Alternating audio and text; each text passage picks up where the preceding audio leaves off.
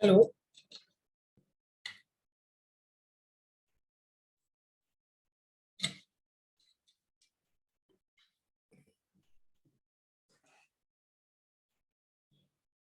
Hello.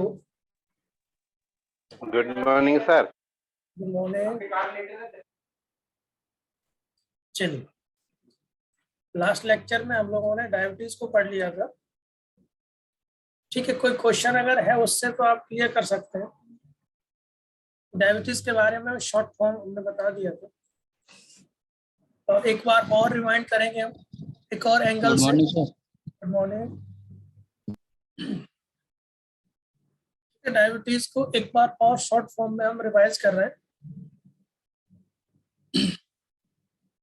कोई भी किसी क्वेश्चन कल रह गया हो या आज जो भी हो क्लियर कर लेना, क्योंकि डायबिटीज हमारा रूटीनली टॉपिक है, ऐसा नहीं है कोई रेयर टॉपिक है, रूटीन टॉपिक है।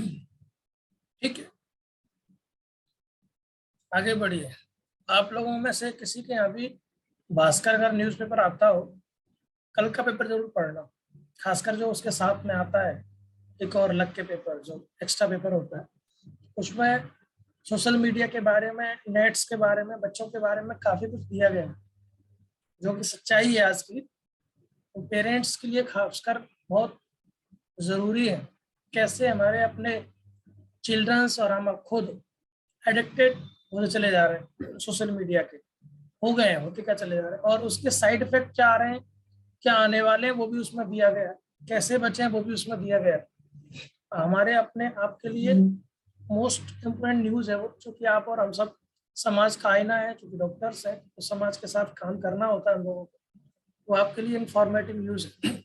ठीक, डायबिटीज को अगर हम देखें, मैंने कल भी इस लास्ट लेक्चर में बताया था डायबिटीज है क्या, तो आज फिर से हम उसको फोकस करिए। डायबिटीज हमारे सबसे पहले क्रॉनिक डिसऑर्डर है, और इसमें है क्या क्या, प्रोटीन, कार्बोहाइड्रेट, ठीक है ना, ये कार्बोहाइड्रेट, प्रोटीन, फैट, मिल्क के तीनों का ये डिस्टर्बेंस है, मेटाबॉलिज्म डिस्टर्ब हुआ है यहाँ, और रिजल्ट क्या होगा, या तो इंसुलिन की एब्सोल्यूट डेफिशिएंसी हो या फिर इसके यूज में एबनॉर्मलिटी हो। दो ही कॉज थे, कल भी हमने देखा था, या तो इंसुलिन की एब्सोल्यूट डेफिशिएंसी यानी इंसुलिन डिपेंडेंट डायबिटीज मेलाइटिस, और या इंसुलिन तो मौजूद है बस उसका यूज प्रॉपर नहीं हो रहा है, तो उसमें एबनॉर्मलिटी हो जाएगी, चाहे उसके रिसेप्टर्स में हो चाहे और कहीं भी हो। ठीक। दूसरी डेफिनेशन डायबिटीज की जो हमने यहाँ क्रिएट की है, diabetes is a group of metabolic disorder. इसको अंडरलाइन कर लीजिए। क्यों बोला गया ग्रुप ऑफ मेटाबॉलिक डिसऑर्डर? क्योंकि डायबिटीज में कभी भी कोई सिंगल आपको सिम्टम्स दिखाई नहीं पड़ेगा, मल्टीपल ग्रुप में सिम्टम आते हैं। आपको जीआईटी के सिम्टम मिलेंगे, आपको सेक्सुअल के मिलेंगे, आपको रेस्पिरेटरी के मिलेंगे, आपको कार्डियक के मिलेंगे, आपको किडनी के मिलेंगे। जिसको डायबिटीज अगर हो जाए उसको मल्टीपल डिसऑर्डर होने लग जाते हैं, तो ग्रुप में मिलेंगे आपको, जिसमें which there are high blood pressure, sorry high blood sugar level over a prolong period. Generally 1 या 2 दिन में अगर शुगर लेवल ज्यादा आता है तो उसको हम डायबिटीज नहीं बोलते। डायबिटीज तो लंबे समय तक अगर आपकी ब्लड शुगर लेवल ज्यादा है उसी कंडीशन को बोलेंगे। दो डेफिनेशन। तीसरी definition, again metabolic disorder characterised by chronic hyperglycemia. मैं फिर से बोल रहा हूँ, 1 या 2 दिन आपका ब्लड शुगर लेवल ऊपर हो जाए उसको हम डायबिटीज नहीं बोलते। डायबिटीज करने के लिए आपका शुगर लेवल लंबे समय तक ज्यादा रहना चाहिए, लंबे समय तक। ठीक। या तो एब्सोल्यूट डेफिशिएंसी हो या रिलेटिव। कई बार इस बात का जिक्र कर चुके। एब्सोल्यूट मतलब बाकायदा कमी होनी चाहिए इंसुलिन, और रिलेटिव का मतलब होता है कि इंसुलिन तो मौजूद है, इंसुलिन तो मौजूद है, बस क्या नहीं है, उसका यूज प्रॉपर नहीं हो पा रहा है, यूज प्रॉपर नहीं हो पा रहा है। आज जो हम जी रहे हैं वो जी रहे हैं परसेप्शन के जमाने में। परसेप्शन समझते हो आप? सारा कुछ चल रहा है, वो चल रहा है परसेप्शन के जमाने में। क्या मतलब होता है इसका परसेप्शन? आप लोग तो मेडिको हैं, परसेप्शन का क्या मतलब होता है?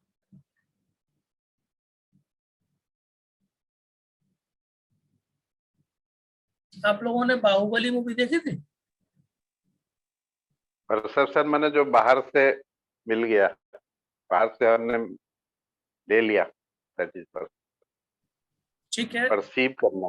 Yes sir. परसीव करना, परसेप्शन। एक और कुछ और उसके बारे में कुछ बताइए। डेलूजन, हेलुसिनेशंस, ये बहुत रोल प्ले कर रहे हैं आजकल हमारी लाइफ के अंदर। आप लोगों ने बाहुबली मूवी देखी है? देखिए सर। उसके अंदर जो झरने, जो पहाड़ दिखाए गए थे, जो वो सांड जिससे लड़ रहा था, वो क्या सच में लगता है आपको रियल थे वो? Yes sir. नहीं था ना? इफेक्ट डाला था फोटोग्राफी। Very good. ये वही जमाना चल रहा है जिस जमाने के अंदर हमारे आसपास एक फॉल्स दुनिया क्रिएट की जाती है और हमें ये विश्वास दिलाया जाता है यही सच है। तो उसी को बोलते हैं हम फॉल्स वर्ल्ड। मतलब हमारे आसपास ऐसा एक क्रिएट एनवायरनमेंट कर दिया जाता है जिसको हम सच मानने लग जाते हैं। सबसे बड़ी ताकत परसेप्शन क्रिएट करने की होती है। आपका जो मोस्ट इम्पोर्टेंट सोर्स है ना, वो छीन लो। सोर्स, नॉलेज का सोर्स खत्म कर दो इसको, और फिर अपनी जो खुद की क्रिएट की गई दुनिया है उसको आपके ऊपर थोप दो। आप उसको यकीन मानेंगे कि हाँ यही सच है, क्योंकि आपको दोनों तरफ से खत्म कर दिया। एक आपका सोर्स खत्म कर दिया जहां से आप ओरिजिनलिटी लेके आते, एक हमने आपके सामने दुनिया क्रिएट कर दी। क्योंकि कुछ तो चाहिए ना मानने के लिए, तो जो है उसी को हम सच मान लेंगे। अंधों में कान राजा पुस्तक, वैसे ही वर्ल्ड है हमारा। बचना होगा आपको अगर सही से प्रैक्टिस करनी है तो परसेप्शन से। बहुत बहुत बड़ा रोल है। अगर आप प्रैक्टिस कर रहे हैं तो आप अपने आप को इन चीजों से दूर रखना पड़ेगा। परसेप्शन, मरीज आपको कंफ्यूज करता है वैसे, अरे नहीं सर थोड़ा सा खाना बहुत खा लिया था ना तो ऐसे ही एसिडिटी हो रही, भाई कोई बात नहीं। वो आपको अपने हिसाब से मेडिसिन की तरफ पहुंचाना चाहिए। लाइकोपोडियम ले ली थी मैंने, सर सही है ना, तो आती है उसके लिए, गैस के लिए। थोड़े से डोज मैंने चाइना के लिए लिए थे, बताओ। अगर आराम पूरा नहीं हुआ, बस आप एक आध डोज आप बता दो। ऐसे गुमराह करेगा आपको, जैसे कि आपको लाइकोपोडियम ही देनी है, दो चार सिम्टम पढ़ लेगा वो। गैस के लिए सर लाइकोपोडियम ठीक तो है, कारोवेज दे दो, चाइना दे दो, और क्या आपके पास। ऐसा वो आपको क्रिएट कराएगा। पर अगर हमने कुछ कम पढ़ा है तो हम उसकी दुनिया में फंस जाएंगे। ठीक है ना। चलिए खैर, मेरा काम आपको इससे आगाह करना है। आप अपने फोकस रखिए, नॉलेज लीजिए और अपनी दुनिया में रह के उस पर फोकस करिए, चीजें और बेहतर आपकी होती चली जाएगी। परसेप्शन में नहीं फंस रहे। कल भी मैंने बताया था टाइप के बारे में बात करें, जो प्राइमरी टाइप है, प्राइमरी टाइप देखो, प्राइमरी टाइप में अभी ए था, 90 to 95% टाइप डायबिटीज में एग्जैक्ट कॉज मालूम ही नहीं है।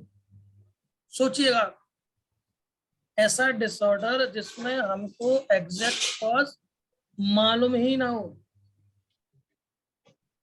क्या ट्रीटमेंट करोगे आप? कर लो ट्रीटमेंट। एलोपैथी में इसका कोई ट्रीटमेंट नहीं होगा, कॉज ही नहीं मालूम, इंसुलिन खाते रहो। और इंसुलिन खाना आप अपने खुद की ग्लैंड्स को नेगेटिव फीडबैक में पहुंचा रहे हो। इंसुलिन देने भर से हमारा खुद का पैंक्रियाज जो ऑलरेडी सीक्रेट कर रहा था इंसुलिन, या किसी कारण से मिस्टेक हो गया तो आपने उसको और नाराज कर दिया कि आप शांत रहो, हम तो इंसुलिन बाहर से बना लें। जो थोड़ा बहुत भी बन रहा था उसके अंदर भी आप नेगेटिव स्टिमुलाई चला जाएगा, बोले रहने तो काय के लिए, इंसुलिन तो मिल ही रहा है हमारी बॉडी को, काय के लिए हमने निकालना। तो आप डिपेंडेंट हो गए। लगातार इंसुलिन खाने से आपकी बॉडी और नेगेटिव फीडबैक में चली जाएगी, आप डिपेंडेंट हो जाएंगे बाहर की इंसुलिन पर। जैसे कि जियो ने प्लान लॉन्च किया था ना आपको स्टार्टिंग में, free, unlimited calling, unlimited net और फ्री। तो आप सब लोगों ने, हम सब लोगों ने अपने मेन नंबर को छोड़ के उस नंबर पर फोकस करना शुरू कर दिया। कॉलिंग भी फ्री था, नेट भी फ्री था, कोई मूर्ख थोड़ी सा था तो मेन नंबर को यूज करो। फिर क्या किया उन्होंने, 3 महीने की हैबिट डाली। 3 महीने में आपने अपने मैक्सिमम लोगों को फोन कर दिया उसी नंबर से, समझ रहे हो ना आप। 6 महीने की और डाल दिया, ब्लैक मनी व्हाइट मनी हो गई उनकी। वो तिमाही घाटा दर्शा दिया एज पर रूल डॉक्यूमेंट पे कि हमें घाटा हो गया, क्योंकि आया कुछ नहीं, गया ही ना पूरा, लॉस दर्शा दिया डॉक्यूमेंट पे, टैक्स से बच गए। और उन क्लियर में वो घाटा डॉक्यूमेंट पे तो था, मगर जब वापस आएगा रिटर्न तो प्रॉफिट के रूप में आएगा। ब्लैक मनी से भी बच गए, आपकी आदत भी छुटा दी जियो ने, और आपके अंदर एंट्री भी मार ली, ठीक। और आपको हैबिट लगा दी कि आप इसी को यूज करिए, और आप डिपेंडेंट हो गए और अपना अपना खुद का कुछ भूल गए। सेम कहानी हमारी पेंक्रियाज की होने वाली है। थोड़ा बहुत डायबिटीज इंसुलिन निकाल रहा था वो, हमने ऊपर से देख के उसको और नेगेटिव फीडबैक में डाल दिया, अब वो कुछ नहीं निकालेगा। अब आप खाते रहो, जैसे ही आप इंसुलिन बंद करेंगे आप ऑलरेडी फंस जाएंगे। ठीक, इसमें भी 2 टाइप है, टाइप डायबिटीज टाइप 1 में 2 टाइप है। एक तो इंसुलिन डिपेंडेंट, जो मुश्किल से 10% लोगों में होती है, मुश्किल से, मोस्ट कॉमनली यंगर एज में होती है, बच्चों में खूब देखने को मिलती है। ठीक, इसमें आपको इंसुलिन ही देना पड़ेगा, कोई ट्रीटमेंट नहीं है इसमें, हालांकि 10% केस में होती है।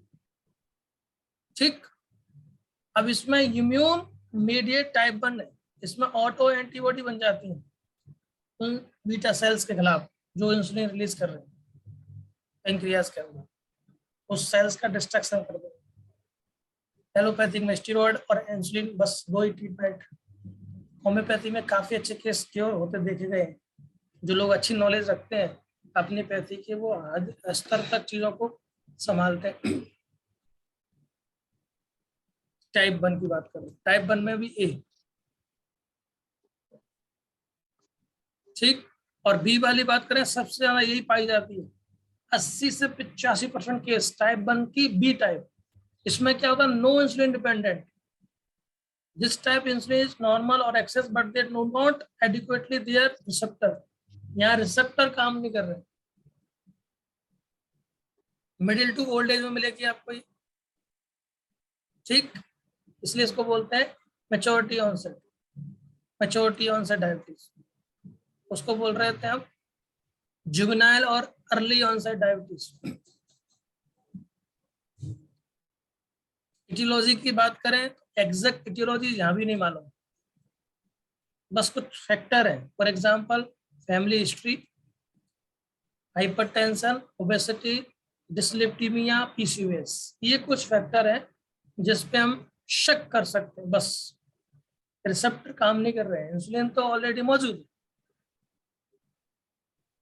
और टाइप 1 में भी 2 हैं, टाइप ए और टाइप बी। एक में ऑटोइम्यून एंटीबॉडी बन गई है, दूसरे में इंसुलिन तो ठीक है, रिसेप्टर काम नहीं कर रहे हैं। और टाइप 2 में होता है सेकेंडरी डायबिटीज, जब कोई कॉज हमको एग्जैक्ट मालूम है। फॉर एग्जांपल क्रोनिक पैंक्रियाटाइटिस हो गई हो, पैंक्रियाज का इन्फ्लामेशन हो गया हो, तो जब पैंक्रियाज जाएगा तो उसकी जो सेल्स है जहाँ से इंसुलिन आ रहा है वो भी जाएगा। एक्रोमेगाली हो गया हो, थियोसाइटोक्रोमा हो गया हो, ऑलरेडी पढ़ चुके हैं इसके बारे में। स्टीरोड के चक्कर में वायरल इन्फेक्शन हो गया हो, डाउन सिंड्रोम हो गया हो, कोई भी कॉज जो हमारे पैंक्रियाज को अफेक्ट करेगा वो हमें डायबिटीज ला सकता है। बस जहां हमको कॉज मालूम है वो सेकेंडरी टाइप में आएगा, बात खत्म। जहां कॉज नहीं मालूम वो प्राइमरी टाइप में आएगा।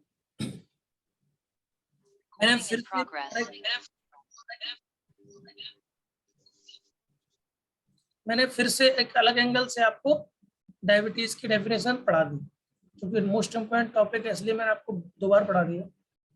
पॉलीओरिया, पॉलीडिफिसिया, ये सब ऑलरेडी सिम्टम्स हैं। डायग्नोसिस कल बता चुका हूँ।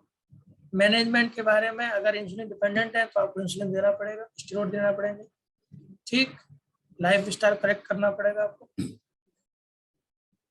यहाँ कॉम्प्लिकेशन की बात करें, डायबिटीज कीटोएसिडोसिस, ये मोस्ट इम्पोर्टेंट है।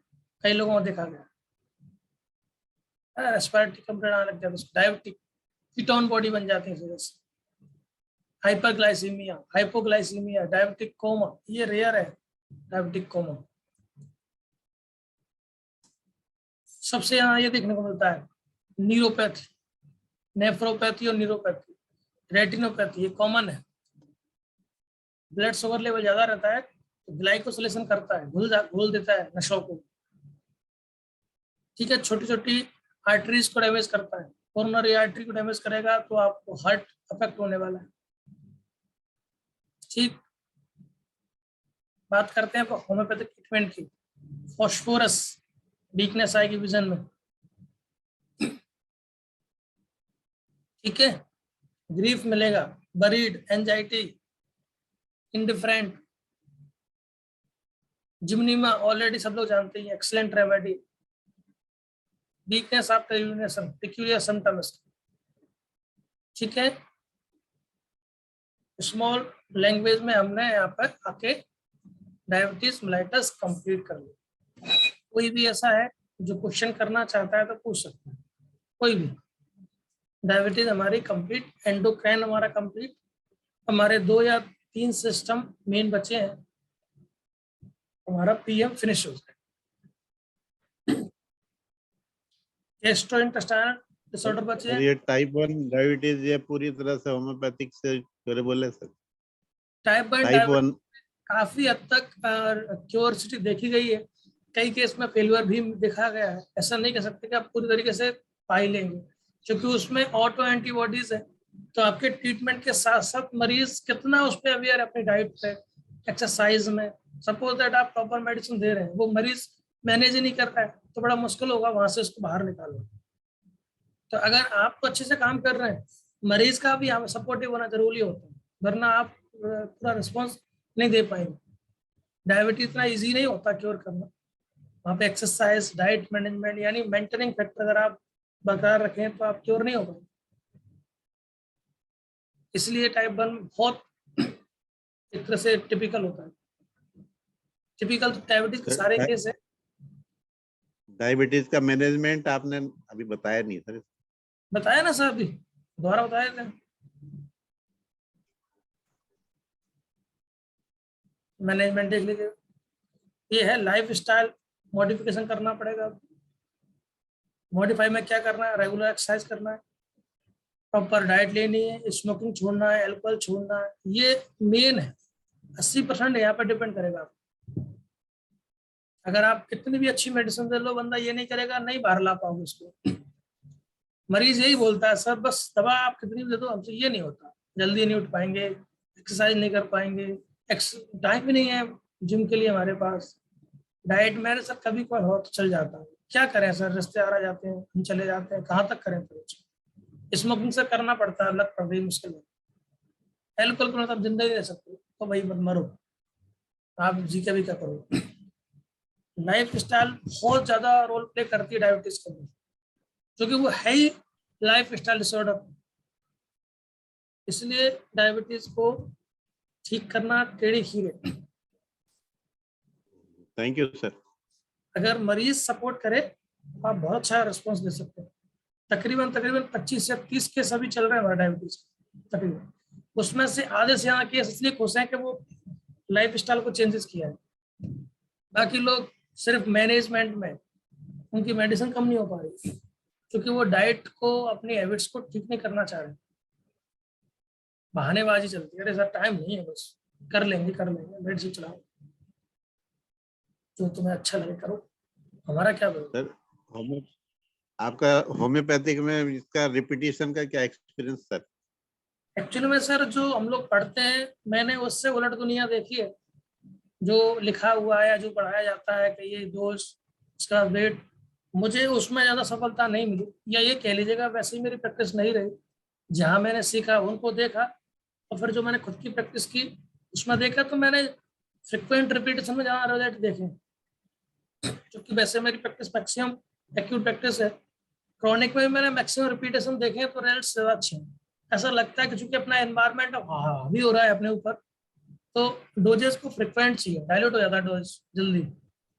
तो फ्रिक्वेंट रिपीटेशन में मैंने ज़्यादा रिजल्ट्स देखे। मैं अपनी बात कर रहा हूँ, बाकी लोग क्योंकि हर किसी के अपने अपने पर्सनल एक्सपीरियंसेस हैं क्लिनिक के, तो ये बड़ा कंट्रोवर्शियल टॉपिक है, हमेशा से रहा है। प्रैक्टिस में अपने अपने बन जाते हैं जी। वाटर डोजेज में देते हैं या गोलियां देते हैं सर? मैं क्रॉनिक केस में वाटर डोज में जाता हूँ सर, एक्यूट केस में डायल्यूशन फॉर्म में जाता हूँ, ग्लोब्यूल्स फॉर्म। मदर टिंचर का काफी इस्तेमाल करता हूँ मैं प्रैक्टिस में, काफी मेरी प्रैक्टिस में मदर टिंचर का, बायोकेमिक का बहुत रोल है। क्रॉनिक केस में एलिम्पोटेंसी को ज्यादा प्रेफर करता हूँ, मेंटल केस में। मदर टिंचर का जैसे रिपीटिशन कैसे करते सर? फ्रिक्वेंट 2 से 3 बार per day. Per day. Acute case में तो वंडरफुल उसका रिजल्ट्स, फिजियोलॉजिकल डोज, बायोकेमिक हुआ और मदर टिंचर हुआ, सब बाल ही नहीं उठता कि वो फेलियर हो जाए। बस आपकी एलाइड अच्छी होनी चाहिए। एलाइड आपको हेल्प करती है डिसीज डायग्नोस करने में, और वहीं से हम उसको स्टेरॉइड, सॉरी आपको क्या बोल रहा था, नोशोट सार्कोट दे सकते हैं आप। नोशोट सार्कोट का बहुत अच्छा रोल है अगर आपकी एलाइड बहुत अच्छी है तो। फॉर एग्जाम्पल आपने वायरल देखा, आपको कुछ समझ नहीं आ रहा था, तो आप इन्फ्लुएंजा करना ही है उसको काम। फॉर एग्जाम्पल इंसुलिन मैंने कई बार दिया डायबिटीज केस में, इवन हर केस में दिया है। स्टार्टिंग में इंसुलिन से करता हूँ। इंसुलिन 3x में सर? नहीं, 200 सिंगल डोज दे, बाकी जो मेडिसिन देनी है चलानी। अभी परसों एक केस था सुपुरेशन का, बॉयल का, मुझे नहीं समझ में आ रहा था कि ये बेलाडोना है, कैपिस है, ये क्या है। मैंने सिंपल उसको स्टेफाइलोकोकिनम दिया, सिंपल स्टेफाइलोकोकिनम, 3 दिन के अंदर बॉयल गायब हो गई, पेन गायब, स्वेलिंग गायब, पश गायब। क्योंकि हम लोग पढ़े हुए हैं कि स्टेफाइलोकोकिनम मैक्सिमम केस में सुपुरेशन कराता है। बैक्टीरियोलॉजी में आप पढ़े हैं सेकेंड ईयर में, स्टेप्रो स्प्रेडिंग इन्फेक्शन कराता है और स्टेफाइलो लोकलाइज इन्फेक्शन कराता है। तो आपने उस नॉलेज का यूज कर लिया। नोशोट बहुत यूज कर सकते हैं आप, सार्कोड यूज कर सकते हैं आप, टेस्टिकम बेसिलिनम मैंने बहुत यूज किया है, इकोलाई बहुत यूज किया है हमने, अभी भी करते हैं।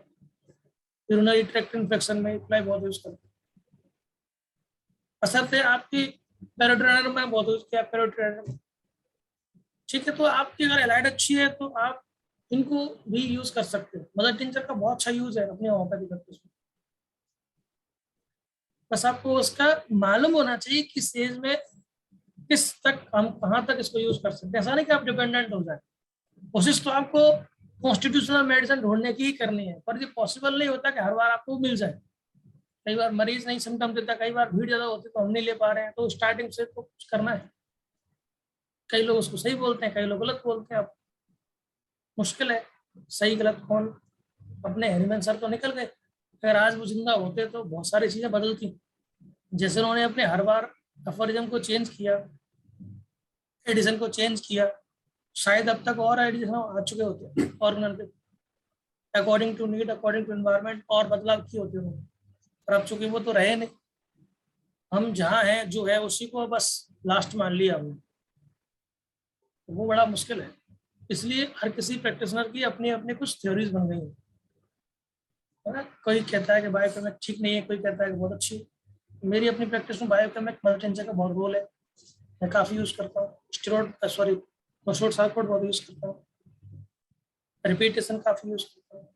मुझे उसमें लगा तो चल रहा है, यही है। बाकी किसी को हम फोर्स नहीं कर रहे हैं। जो लोग सिंगल डोज कर रहे हैं उनको हम गलत नहीं बता रहे हैं, हम जो कर रहे हैं बस वो बता रहे हैं कि भाई क्या करें। मगर आप अपने सारे सब्जेक्ट को वैल्यू दीजिएगा, अपने काम को रिपीट रिपीट रिपीट रिपीट करिए। मैं 101% गारंटी दे रहा हूँ आप लोगों को सक्सेस होंगे ही होंगे। मजबूरी ये है कि हम लोग बहाना ढूंढ लेते हैं बस। कभी बरसात ज्यादा है, कभी धूप ज्यादा है, कभी घर में शादी, कभी ये कभी वो। बहाने से काम नहीं चलता। कुछ महीने कुछ साल तो आपको लग के काम करना पड़ेगा, फिर जिंदगी में उतनी ज्यादा एफर्ट नहीं लगाना जितना लगाना पड़ेगा। आगे पढ़ेंगे हम जीआईटी। फ्रेश टॉपिक है, फ्रेश सब्जेक्ट, सब्जेक्ट तो सेम है, टॉपिक अलग है। जीआईटी मोस्ट इम्पोर्टेंट टॉपिक है इसके, रूटीन भी काम आने वाले हैं, चाहे वो गेस्टाइटिस हो, चाहे वो इसोफेजियल पैरासिस हो, अल्सर हो, एंट्राइटिस हो, कोलोनाइटिस हो, सब आपके रूटीन टॉपिक है। स्टोमेटाइटिस पढ़ाएंगे आपको, एक्लेजिया कार्डिया कॉमन है। ठीक है, मिलेंगे आपको कल। Thank you sir. Okay. Thank failure हर किसी की प्रैक्टिस में, मत सोचिए कि हम फेल हो रहे हैं तो हम बेकार हैं। मैं खुद से बोल रहा हूँ, कुछ परसेंट फेलुअर हर किसी की प्रैक्टिस में है, ये बात सच है। 20 से 30 या 40% तक केस आज भी हमसे फेल होते हैं। सर से होते हैं, सुशील सर से होते हैं, गुप्ता सर से होते हैं, कोई सिंगल बंदा नहीं है। आगरा में पारिक सर से होते हैं।